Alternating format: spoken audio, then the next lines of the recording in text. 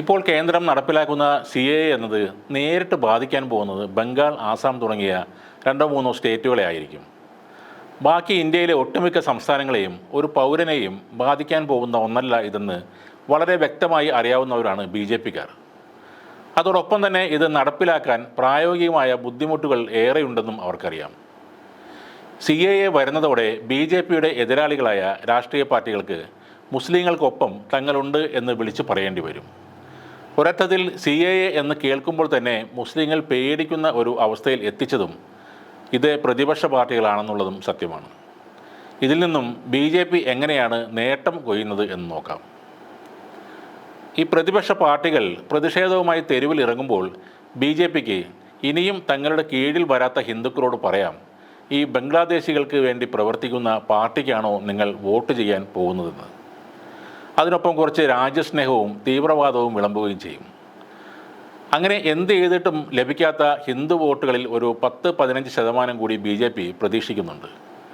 അതോടെ അവരുടെ പൂർണ്ണമായ ആധിപത്യമാണ് അവർ ലക്ഷ്യമിടുന്നത്.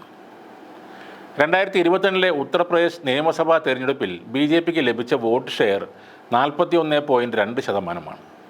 ജനസംഖ്യയിൽ 80% പേരും ഹിന്ദുക്കളായ UPയിൽ ശ്രീരാമനും അയോധ്യയും കാശിയും മുസ്ലിം തീവ്രവാദവും പറഞ്ഞ തെരഞ്ഞെടുപ്പിൽ പോലും ജനസംഖ്യയിലെ പകുതിയോളം ഹിന്ദുക്കൾ BJPക്കൊപ്പം നിന്നില്ല എന്നതാണ് ശ്രദ്ധിക്കേണ്ട കാര്യം.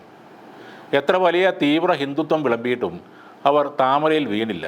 അവരുടെ വോട്ടുകൾ SP, BSP, കോൺഗ്രസ് എന്നിങ്ങനെ പല പാർട്ടികൾക്കുമായി വിഭജിച്ചു പോയി. നമ്മുടെ ധാരണ ഉത്തർപ്രദേശ് അല്ലെങ്കിൽ ഹിന്ദി ഹൃദയഭൂമി എന്നൊക്കെ പറഞ്ഞാൽ ഹിന്ദുക്കൾക്ക് മാത്രം വോട്ട് ചെയ്യുന്നവരുടെ നാടെന്നാണ്.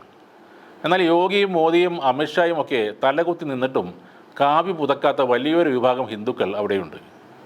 മതേതരവാദികളായ ഹിന്ദുക്കളാണവർ. ആ യാഥാർത്ഥ്യം ശരിക്കും അറിയാവുന്നതും BJPക്ക് തന്നെയാണ്. തങ്ങളുടെ കൂടാരത്തിലേക്ക് എത്താത്ത ആ ഹിന്ദുക്കളിൽ കുറേ പേരെ കൂടി വശത്താക്കാനാണ് ഇപ്പോൾ ഇലക്ഷന് മുന്നേ CAA എന്ന സാധനം കൊണ്ടുവരുന്നത്. BJPക്ക് വേണ്ടത് പൂർണ്ണമായുള്ള മത ധ്രുവീകരണമാണ്. അതിനുവേണ്ടിയുള്ള ഒരു ആയുധം തന്നെയാണ് CAA. അതുപോലെ BJPയുടെ വലിയൊരു ലക്ഷ്യമാണ് ബംഗാൾ. കാര്യമായി നഷ്ടപ്പെടാൻ അവർക്ക് ബംഗാളിൽ ഒന്നുമില്ല.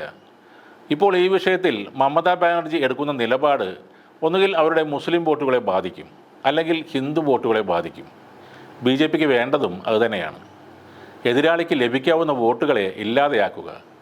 ആ ലക്ഷ്യത്തിലേക്ക് BJP അടുക്കുകയാണ്. അടുത്ത ലോക്സഭയിൽ 400 സീറ്റ് എന്ന ലക്ഷ്യത്തിലേക്ക് അവർ എത്തുകയാണ്. ഇനിയുള്ളത് അവരുടെ കൂടെ നിൽക്കുന്ന മുസ്ലിം നേതാക്കളാണ്. അവരുടെ പ്രതിഷേധങ്ങൾ BJPയെ സഹായിക്കാൻ തന്നെയുള്ളതായിരിക്കും. അറിഞ്ഞുകൊണ്ട് തന്നെ BJP കളിക്കുന്ന കളിയിൽ വീഴാതെ നോക്കുക എന്നതാണ് ബുദ്ധി.